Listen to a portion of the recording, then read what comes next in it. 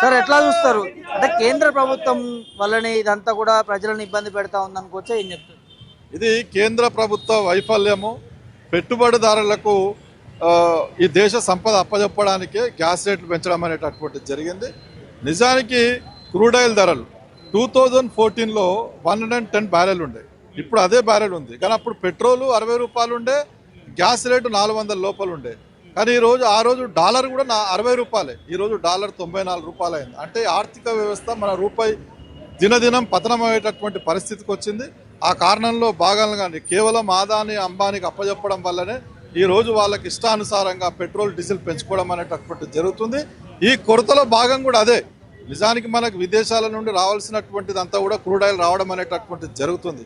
కానీ గుత్తాధిపత్యంతో ఆదాని లాంటి వాళ్లకు ఈరోజు మొత్తం దేశంలో ఉన్న సంపద అప్పజెప్పడం వల్ల ఈరోజు పెట్రోల్ డీజిల్ కొరత ఏర్పడుతుంది. గ్యాస్ రేట్లు విపరీతంగా పెంచడం వల్ల నిజానికి పేదవాడు బతకలేనటువంటి పరిస్థితి. గ్యాస్ రేటు పెంచితే ఇబ్బంది వరకు వస్తుంది. ఇప్పుడు ఉన్నటువంటి ఈ మొత్తం చిన్న చిన్న హోటల్లో అంతా కూడా రేట్లు పెంచడం అనేటటువంటి జరుగుతుంది. ఇప్పటికే పేదవాడు బతకలేనటువంటి పరిస్థితి.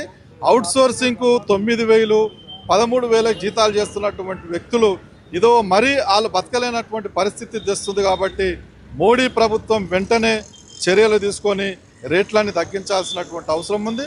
పెట్రోల్ డీజిల్ కూడా కొరత లేకుండా చూడాల్సినటువంటి బాధ్యత కేంద్ర ప్రభుత్వం. బయట ప్రచారం జరుగుతూ ఉంది కదా సార్, దాన్ని ఎట్లా చూడొచ్చు? ఇప్పుడు ఏది అనుకూలంగా ఉంటే అది అబద్ధాలు ప్రచారం చేయడంలో మోడీ ఐటీ సెల్ అనేటటువంటిది ఉంది. ఇప్పుడు యుక్రెయిన్లో యుద్ధం జరిగినప్పుడు నిజానికి మన రష్యా చాలా తక్కువ రేటుకు క్రూడ్ ఆయిల్ ఇవ్వడం అనేటటువంటిది జరిగింది బ్యారెల్. మరి అప్పుడు ఎందుకు తగ్గించలేదు? ఇప్పుడు ఇరాన్లో యుద్ధం జరుగుతుందని చెప్తున్నాడు. నిజానికి ఎక్కడూ ఆ ఇబ్బంది లేదు.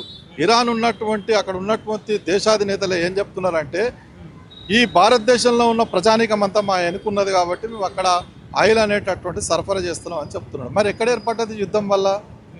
కాబట్టి ఇదంతా అబద్ధము. కేవలం ఇదంతా ఏంటంటే ఆదానికి అప్పచెప్పడం, కొంతమంది పెట్టుబడిదారులకు అప్పచెప్పడం వల్లనే వాళ్ళు ఇష్టానుసారంగా ఈరోజు ఈ పరిస్థితి రావడానికి కారణం నరేంద్ర మోడీ.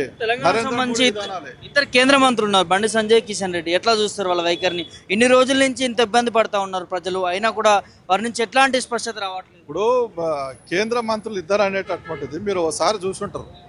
ఆయన పదవులకేం తీసినాకను పదవిలో ఉన్నప్పుడే హోమ్ మినిస్టర్ చెప్పులు తెచ్చడానికి చాలా ఆవేశపడి ముందుకు పోయి మళ్ళీ ఎవరైనా తీసుకొస్తారని ఇచ్చారు. కానీ ఇద్దరు మంత్రులు కూడా వాళ్ళ దగ్గర నిలబడలేనటువంటి పరిస్థితి. ఒక ఆయన క్యాబినెట్ మంత్రి, ఒక ఆయన సహాయ మంత్రి. కానీ ఆల్రెడీ విద్వేషాలు రెచ్చగొట్టడానికే తప్ప కేంద్ర ప్రభుత్వం మీద మోడీ మీద మాట్లాడే దమ్ము ధైర్యం లేనటువంటి వ్యక్తులు ఇద్దరు.